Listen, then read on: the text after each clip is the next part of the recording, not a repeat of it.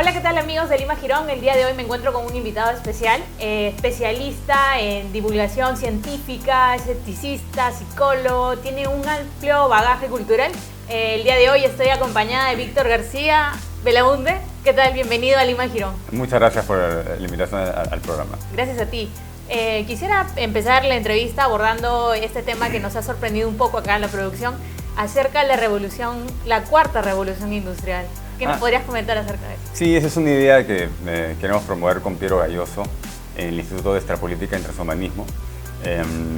Es ser consciente que estamos viviendo una revolución industrial que es tan importante como las revoluciones anteriores, ¿no? Y que genera un cambio social y requiere una adaptación social también, ¿no? Esta cuarta revolución industrial es el impacto que genera la tecnología de la inteligencia artificial que está ya en los celulares. Por ejemplo, puedes conversar con tu celular, ¿no? Puedes pedirle videollamadas, ¿no? una que era algo cita. imposible de ver, ¿no? Todo el mundo tiene una cámara Full HD en su celular, puede tomar fotos y compartirlas en tiempo real. Después están los smart plugs, no solamente los smartphones, sino también el smart lock, que se abre automáticamente cuando llegas a tu casa. ¿No? El Ediface. Sí, o sea, hasta baños inteligentes, ¿no? Que se llenan solos a la temperatura ideal. En el futuro los carros no se van a manejar, probablemente sea un error. Los peruanos del futuro dirán qué horror, cómo permitían que la gente manejara, ¿no? Cuánta gente moría por accidentes, ¿no? Que los accidentes de tránsito van a ser tan raros, inclusive tal vez más raros que los accidentes de avión. Entonces, y eso requiere también un cambio político, requiere de aplicar toda la tecnología de blockchain, por ejemplo, que es inhackeable, a cuestiones como las elecciones, ¿no? Los peruanos de ahora, por ejemplo, de hoy en día se niegan un poco a este tipo de tecnologías, ¿no? Incluso el pago por aplicaciones móviles. Ha habido un problema también de hackers, ¿no? De mensajes que te inundan de virus y se apropian de tu información, ¿no? Sí. ¿Has escuchado, me imagino, los casos claro, de varios bancos conocidos? Los hackers intentan a veces solamente por afición tumbarse bajo un sistema, ¿no? Pero en muchos casos es una comunidad bastante moral, que tiene discusiones de manera anónima y actúan de manera conjunta. Por ejemplo, cuando hackearon a la cientología y sacaron los videos de Tom Cruise siendo fanático, cientólogo, ¿no? Y quedó muy mal, ¿no? También hackearon a ISIS en su momento, ¿no? Entonces, la comunidad de hackers en general incluye a gente bastante inteligente, bastante hábil, que suele tener un compás moral, ¿no? No siempre se da el caso, ¿no? A veces son obviamente contratados por otras cosas. Pero de lo que se trata acá es garantizar que la información no pueda ser hackeada, ¿no? Y la manera de que un sistema se convierta en inhackeable es cuando quitas el componente humano. Si, por ejemplo, tienes una empresa y tienes una sola secretaria, bueno, por ahí va a estar el problema, ¿no? Porque la secretaria va a contestar un correo que no debe contestar y ahí manda información de manera automática o instala algún troyano, etcétera, ¿no? Pero si eso lo maneja inteligencia artificial, eso no podría ser posible, porque si no das con la clave después de, digamos, 5 intentos, el sistema se bloquea y no vas a poder dar con la clave. ¿Por qué? Porque tiene más permutaciones que los átomos en el universo. Entonces no hay el tiempo suficiente para que pueda hacer esas permutaciones sin que el sistema se bloquee. Entonces está protegido, ¿no? Pasa, por ejemplo, con el tema de bitcoins, ¿no? Dinero virtual, ¿no? El más millonario de bitcoins se olvidó su clave. Un día se levanta y no se acordaba su clave. Y no hay un administrador de bitcoins, no hay nadie que le pueda resetear su clave. Simplemente perdió todo el dinero. Entonces, por un lado, es un riesgo, porque a la hora que retiras al componente humano, también retiras las excepciones en algunos casos, ¿no? Pero también es una posibilidad, porque de verdad, si no le das tu clave a nadie, es imposible, virtualmente imposible, que ocurra un robo, ¿no? Claro. El dinero físico debería desaparecer. Por lo menos ha habido incrementos, ¿no? De un poco, pero creo que es un tema de cultura, ¿no? Incentivar la cultura de la hacer cultura todo esto. de la corrupción. O sea, el dinero en físico se utiliza en todos los países para la corrupción. La famosa caja chica. No te permiten pagar con tarjeta. Tienes que pagar en efectivo. ¿Por qué? Porque si pagas en efectivo no queda registro y se puede meter la plata crucial. El dinero en efectivo fue utilizado por Montesinos para comer a todo el mundo. Es utilizado, la salita, ¿no? La famosa salita del zinc. Básicamente está muy relacionado a la delincuencia y también está relacionado a las injusticias. Tú sales con 100 soles y te roban. ¿Quién te lo va a regresar? El Estado el no banco, debería... ¿no? ¿Y ahora qué hay seguro? ¿Quién se hace responsable de ese robo? Nadie. Te roban y se acabó. Es injusto. En cambio, si el dinero fuera virtual y te roban de la farmacia, tú reclamas al banco y te regresan el dinero, como es con un cobro indebido, con una tarjeta. Eso debería ser para todo el dinero, ¿no? En China pagas con tu cara, sales, compras el supermercado y pongas la cara y te vas. Y si ahí en tus cuentas digitales, porque no imprime nada, si en tus cuentas digitales sabe que hay una injusticia, pues reclamas y supongo que te la darán, ¿no? Y una prueba claro, suficiente, ¿no? claro. Pero ¿y qué opinas de qué crees que le falta al peruano de hoy para confiar un poco más en este sistema de pagos de repente? Tiene que informarse más, básicamente, sobre las posibilidades de la cuarta revolución industrial. Tiene que informarse sobre blockchain. Blockchain no es hackeable, es un mito decir que todo sistema es hackeable. Es cierto si hay un componente humano, pero si retiras el componente humano no es hackeable. Por lo que te expliqué, ¿no? Por las permutaciones que tendrías que tener y no hay tiempo suficiente, el sistema se bloquea simplemente. Y aparte el sistema de bloques se comprueban la información unos con otros y eso garantiza la confiabilidad de la transacción.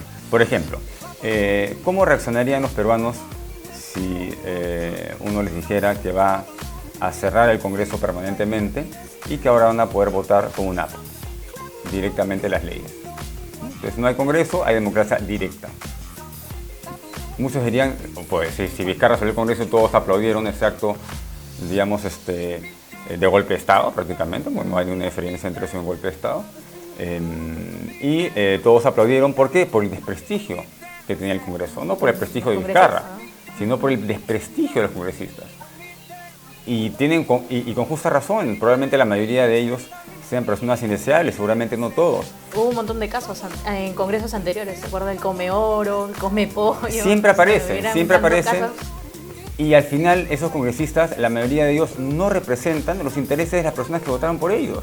Al momento que llegan al Congreso tienen su propia agenda y no es representativo. Y por ejemplo, y en este caso que pasó con la sorpresa del Congreso de este 2020, la sorpresa que fue el FREPAP, ¿qué te parece?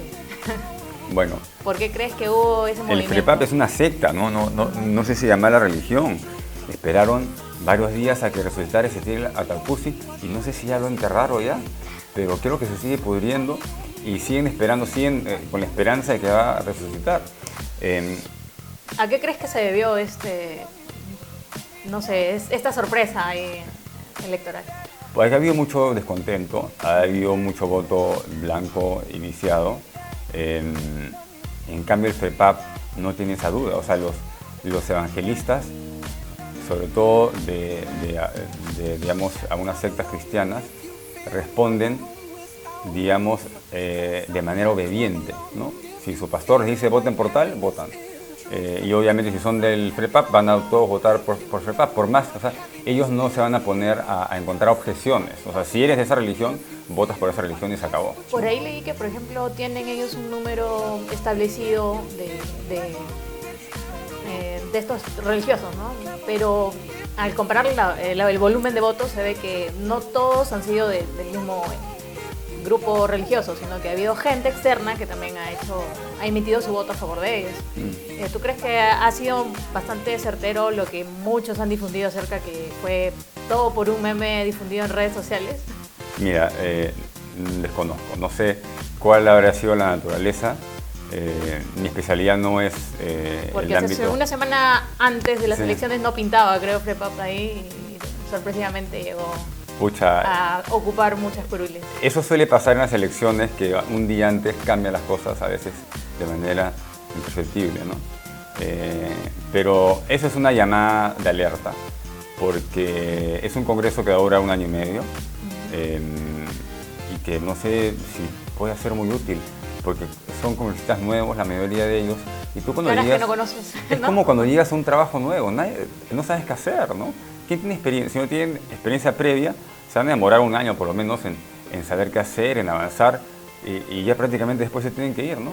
Entonces es un problema. Entonces, a mí me interesaría revisar el tema, obviamente con los especialistas, la posibilidad de la democracia directa con una app. Como se hace en otras partes, en Estonia, tienen una democracia digital hace 15 años. Está el sistema de Flux de Australia, que es una buena propuesta. Entonces tenemos que, en vez de adoptarla al final, tenemos que estar a la vanguardia de esos avances, porque contra antes cambiemos, mejor va a ser. Es como las tecnologías verdes, o sea, contra antes tu empresa se adapte y sea más verde, mejor va a ser, ¿no? Aparte porque afecta al cambio climático en conjunto, ¿no? También, pero bueno, a veces los empresarios no les interesa el cambio climático, sino que la billetera. ¿No? Y también, felizmente, que a largo plazo parece que esas alternativas verdes es la solución también para hacer más dinero, ¿no? Entonces habría que ver. La democracia directa sería muy interesante. Por ejemplo, uno podría todas las semanas un comité que redacte las leyes, ¿no? Y que la población las apruebe. Entonces todos los días entras a tu app y votas por la ley, o si no te provoca, no votas, porque el voto debería ser obviamente libre. ¿Y qué te parece, por ejemplo, estas elecciones han tenido como 16, 20 y tantos partidos políticos? Eso al peruano también como que le complica un poco buscar información acerca de qué candidato, qué partido. Por eso, mira, por ejemplo, a mí me gusta mucho la visión de la Sociedad Secular Humanista del Perú, ¿no? Me considero humanista secular. Entonces, por ejemplo, la Sociedad Secular Humanista del Perú podría analizar con un panel de expertos a los candidatos y determinar qué votos son los más racionales. Entonces yo podría endilgar mi voto a la sociedad secular y decir que yo ya no quiero enterarme de entonces yo, como sé que ellos son buenos, entonces que ellos voten por mí a partir de ahora, y ellos todos los días van a tener mi clave y van a votar por mí. Pero si yo el día de mañana me levanto y digo, no, ahora quiero dar el voto a una organización cristiana, al FREPAP, ¿no? Que el líder del FREPAP vote por mí, entonces endilgo mi voto a él. O puede ser a un amigo, un buen amigo que sé que es Helmut Kessel, por ejemplo, amigo mío, el presidente de la Sociedad Secular Humanista del Perú. Él se la pasa viendo programas de política. Obviamente sabe mucho más que yo, que veo más ciencia. Entonces él debe tener un mejor voto. Entonces yo podría indicar mi voto y que él vote por mí, por ejemplo, ¿no? ¿Estás de acuerdo que el voto ya no debería ser una obligación? Obviamente, obviamente. Y sobre todo bajo el sol. A mí me hicieron caminar al lugar de votación, hacer cola bajo el sol. Claro, yo no tengo ningún problema porque soy relativamente joven, pero hay gente mayor que quiere votar, muchas personas mayores. O hay gente que está impedida por varias razones y no puede estar bajo el sol, o está con silla de ruedas. Personas discapacitadas. Bueno. O sea, es claro, porque me dicen, yo dije que deberían votar todos por el app, ¿no? Y me criticaron y me decían, no, pero eso segrega a las personas que no tienen smartphone. Yo le digo, oye, el 85% de los peruanos ya cuenta con se comunica por internet. Sí. Entonces podrían votar, y todos esos peruanos, no todos son ricos y no todos tienen 2 pies o pueden trasladarse, porque a veces estamos hablando de que estás trabajando en Cusco y tienes que trasladarte a Lima, o estás en Lima y tienes que trasladarte a Huancayo para ir a votar, no puedes. O hay también lugares donde no hay mucho acceso para personas discapacitadas, ¿no? ¿Y cuánto te cuesta el pasaje vísperas a la votación? Es más caro. Sí. Entonces es un atentado contra eso. Yo, por ejemplo, pensé que había perdido mi DNI el día antes de la votación, y dije, ya no hay manera. Y averigüé de todas maneras y me dicen que me tengo que declarar, tengo que ir, para hacer el trámite, tengo que ir a la comisaría, tener la denuncia, de ahí tengo que ir y comprar mi especie valorada del Banco de la Nación, y de ahí tengo que ir al Jurado Nacional de Elecciones a presentar ese papel para que me acepten, y todo me cuesta 25 soles. Y si no, la multa me cuesta creo que 83. ¿Ya? ¿Y cuánto tiempo toma en ir allá, ir aquí? ¿Ya? Un día.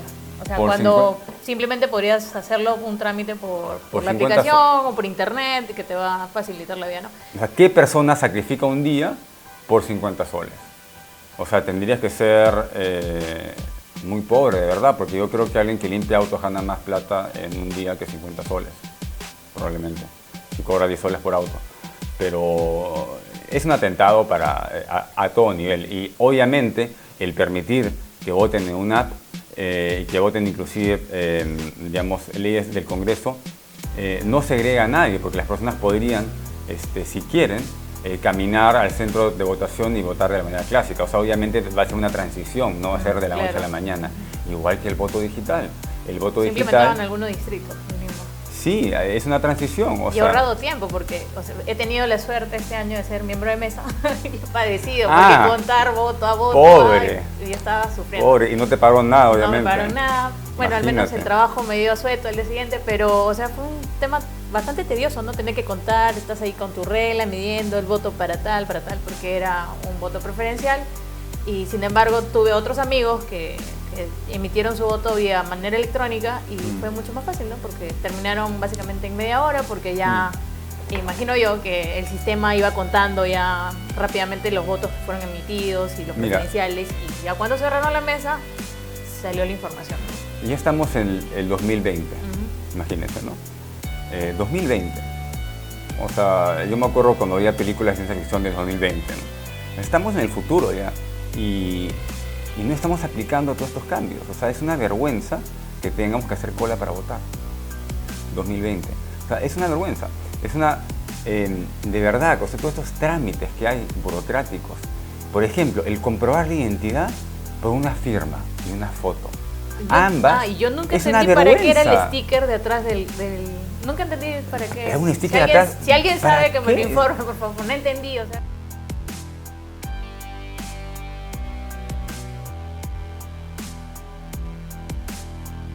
No sé, otros planos de repente. Sí, habíamos... ¿Qué tal? Hay comprobación desde tu punto de vista, ¿qué hay acerca de los famosos ovnis? ¿Qué dice la comunidad ufólica? ¿No? ¿Ufólica? Ufológica, sí. Comunidad ufológica. Los ufólogos, sí, los ufólogos. ¿Aquí en Perú ha sido comprobado eso? Hay muchos avistamientos, ¿no? Hubo uno hace poco aquí en Chilca, ¿no? Que conmocionó a muchos fanáticos de los ovnis y todo. Son lugares calientes de avistamiento donde hay mucho negocio con el tema de los ovnis. En Chilca están los helados ovnis, que son muy ricos, de dicho de paso. Me acuerdo que una vez paré en Chilca y le pregunté a la señora que vendía los helados, ¿no? Le dije, oye, ¿tú has visto acá platillos voladores? ¿Alguna luz al menos? Y me dijo, bueno, la gente dice que ve, vienen acá, hacen tours, ya está bien, pero tú has visto en algún momento algún ovni, ¿no? Y me dice, bueno, como vio que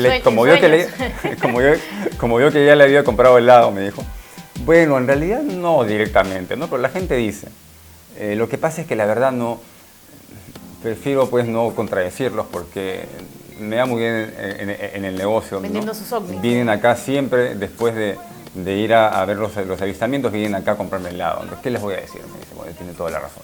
¿No? Y no hay problema. El Ness, el pueblo Ness, del monstruo del lago Ness, apareció en el mapa y ahora es un lugar turístico y te ofrecen tours para ver el monstruo, submarinos y todo. ¿Y nunca fue comprobado? No, pues nunca... Salvo una foto que, bueno, leí por ahí que era algo trucado. Sí, no, la foto se sabe, la típica foto del monstruo del lago Ness, la pueden poner tal vez en una imagen, está trucada porque ves que la chupina es del ancho del cuello del monstruo. Entonces imagínate una chupina de este ancho, no existe, las chupinas siempre son cortitas. Entonces ahí te das cuenta que el objeto debe tener más o menos esta altura y está a contraluz. Entonces se ve solamente una cosa negra, una silueta negra con una sombra y una chupina grandes. Entonces el objeto debe tener más o menos esta altura, te das cuenta por la chupina, y como es a contraluz puede ser un flotador, ¿no? Me parece que hubo una oferta, creo que decían, a ver quién consigue la fotografía del monstruo gana tanto, entonces por ahí hubo un fotógrafo creativo, ¿no? Sí, él le dio vida y figura, forma. Y de ahí invirtieron un montón de esfuerzo también los científicos, y fueron una expedición ahí y examinaron, mapearon, como no habían hecho antes, todo el lago, el fondo mapeado, escaneado, no encontraron nada, y ahí dijeron, bueno, no hay el monstruo, no se escondió. No hay cuevas ni lugares donde pueda ir, no hay otros lagos, no se puede volar de un lado al otro, no está. Pero les benefició, digamos, en el turismo, ¿no? Porque fue, digamos, igual que acá, la atención de muchos. Igual que acá, o sea, yo no tengo ningún problema que hayan tours, es más, me gustaría ir a esos tours ovnis, pero de la misma manera que haga un tour del Señor de los Anillos. Por ejemplo, yo puedo ir a Nueva Zelanda, donde se filmó el Señor de los Anillos, y hacer un tour por las cuevas de los hobbits, o bueno, de los enanos, por ejemplo. Los hobbits creo que vivían más bien en casitas. Entonces puedo hacer un tour por las zonas donde filmaron esto de acá, pero no voy a creer que es real, o sea, no voy a creer que Gandalf en realidad es un mago de verdad. Igual yo puedo ir a donde firmaron Harry Potter, pero no voy a creer en la magia, ¿no? Soy una persona adulta, solamente los niños creen en la magia, ¿no? Pero el problema es que estas personas creen que eso es cierto, ¿no? O sea, no es un divertimiento, no es como mucha gente que cree en la astrología y solamente para reírme, en el fondo no le da importancia, ¿no? Acá la gente de verdad piensa y ha tenido experiencias de abducciones y están relacionados a veces con parálisis de sueño. La parálisis del sueño le da a muchas personas a la hora que se levantan o a la hora que se están quedando dormidas, y de ahí empalmas con un sueño lúcido y puede pasar cualquier cosa, ¿no? Entonces es una combinación, ¿no?, entre estados de vigilia alterados con sueños lúcidos, y ahí tienes tu experiencia de abducción, ¿no? Antes eran los incubos, ¿no?, que te presionaban y te violaban. Ahora son los alienígenas los que te presionan y te llevan con un rayo, digamos, a su nave para hacer experimentos sexuales, ¿no? Porque siempre son experimentos sexuales, y estas personas normalmente, las que son abducidas, muchas son personas que no tienen pareja, que se las pasan viendo películas de ciencia ficción y se quedan dormidas tal vez viendo estas películas, y también coincide que son personas que han tenido ya episodios de parálisis de sueño. Entonces, si combinas el fanatismo por los ovnis más la condición fisiológica y psicológica, entonces tienes a una persona abducida. Y una buena historia, probablemente. Una buena historia, sí. Bueno, ¿dónde podemos seguir buscando más información sobre esta difusión científica? Invita a nuestro público a poder seguir tus redes sociales para que se enteren de mucho más contenido así de interesante. Necesitamos más difusión.